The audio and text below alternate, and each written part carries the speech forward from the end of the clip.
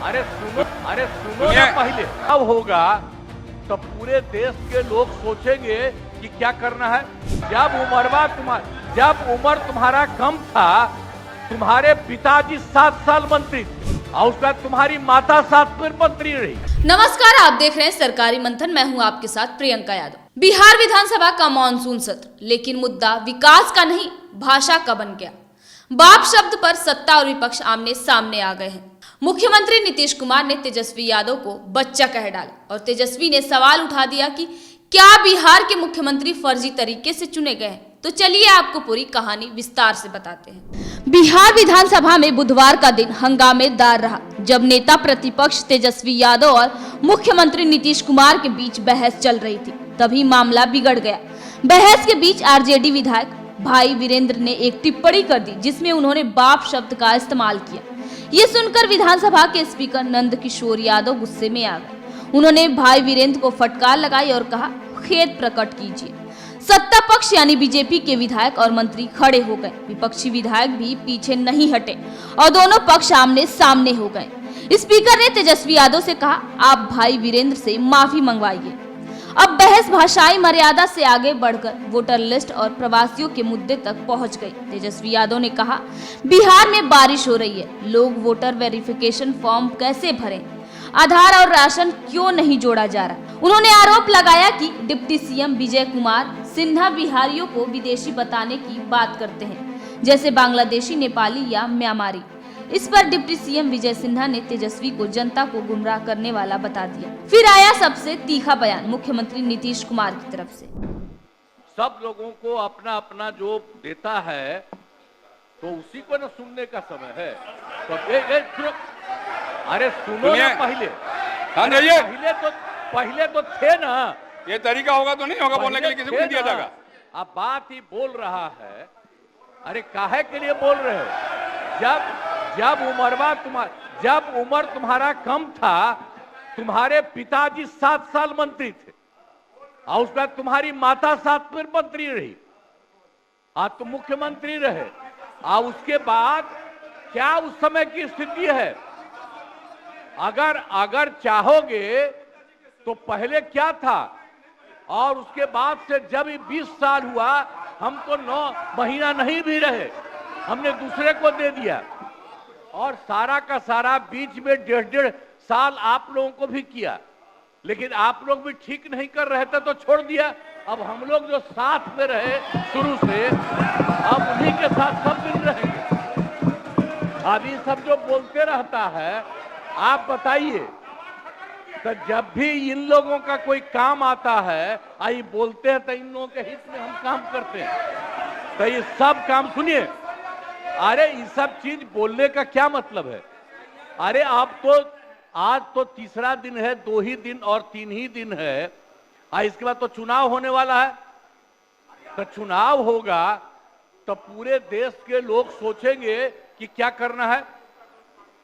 और हम लोगों ने कितना काम शुरू से किया है। क्या था वो ये बजट?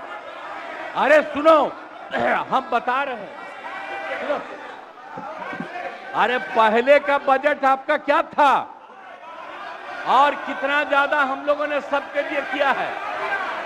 आज 3 लाख से भी ज्यादा। और केंद्र सरकार ने भी, सुनिए, केंद्र सरकार ने भी काफी मदद कर रही है। और मिलकर के बिहार में जो चीज की कोई कमी थी, हम लोग चारों तरफ घूम करके देखे हैं और जहां कोई कमी थी उसको भी कर दिया। और एक एक काम हम लोग कर रहे हैं हर दिन के लिए। जब भी कहीं जरूरत रही वो काम किए। तो अब मामला है कि चुनाव लड़ना है तो भाई चुनाव लड़िए। आज चुनाव लड़ने में अंड बंड जितना बोलना है बोलते रहिए। लेकिन आप एक बात हम कहते हैं, अरे 2-3 वो महिला है। अभी बताओ कि पहले कोई महिला को कुछ दिया था? कोई महिला को दिए थे? अरे हम ही ने 50% किया। बैठो ना, कुछ किया? अरे इसकी माता थी तो उसी पर ना बोल रहे हो? क्या है? हम लोगों ने जितना ज्यादा महिलाओं के लिए भी किया, 50% शुरू किया। 2006 से ही 2006 से ही, और कितना ज्यादा महिलाओं के लिए किया। और उसकी बात आप लोग मुस्लिम के लिए क्या किए? कुछ नहीं। चाहे मैट्रिक का हो, चाहे बर्थ सर्टिफिकेट हो, डेथ सर्टिफिकेट हो, बिहार सबसे फिसड्डी राज्य है डॉक्यूमेंट के मामले में। मात्र 2.3% जो है बिहार के लोगों के पास वो डॉक्यूमेंट है महोदय। फिर भी वो 11 ऐसा डॉक्यूमेंट मांगा जा रहा है जो गरीब के पास ही नहीं है महोदय। क्यों नहीं आधार को जोड़ा गया? आप इलेक्शन कमीशन ने आधार को लिंक किया था वोटर आईडी से ताकि डुप्लीकेसी ना हो महोदय। क्यों नहीं राशन कार्ड इंक्लूड किया जाता है? क्यों नहीं मनरेगा कार्ड यूज करने के लिए अनुमति दी गई? बल्कि ये बात सुप्रीम कोर्ट में भी मामला चल रहा है। सुप्रीम कोर्ट ने चुनाव आयोग को फटकार लगाते हुए सलाह दी कि आप आधार कार्ड यूज कीजिए, करने का काम कीजिए। लेकिन इलेक्शन कमीशन सुप्रीम कोर्ट के फटकार और सलाह के बाद भी खुल के सामने आके अपनी बात को नहीं रखा। तो बात केवल बाप शब्द पर नहीं, बल्कि बिहार की वोटर लिस्ट प्रवासी मजदूरों के अधिकार और राजनीति भाषाई मर्यादा तक पहुंच गई है। बिहार में करीब 4.5 करोड़ लोग प्रवासी हैं, यानी वे या तो बाहर नौकरी करते हैं या अस्थायी रूप से बाहर रहते हैं। वही चुनाव आयोग का वोटर वेरिफिकेशन ड्राइव इन दिनों चल रहा है। लेकिन सवाल यह है कि क्या बारिश के मौसम में जब गांव तक पहुंच ही मुश्किल है, क्या आम आदमी पार्टी ये पूरी प्रक्रिया कर पाएगा? दूसरी ओर सत्ता पक्ष ये तर्क दे रहा है कि आरजेडी भाषा का मर्यादा लांघ रही है और विकास पर ध्यान नहीं दे रही। कुल मिलाकर बिहार विधानसभा का ये हंगामा बता रहा है कि सियासी लड़ाई अब विकास से हटकर शब्दों की तलवार पर चलने लगी है। बाप शब्द से शुरू हुई बहस फर्जी मुख्यमंत्री तक पहुंच गई है। तेजस्वी और नीतीश में तलखी अब नई बात नहीं, लेकिन क्या इस बहस में आम आदमी को क्या कुछ मिलेगा? सवाल आपसे भी है।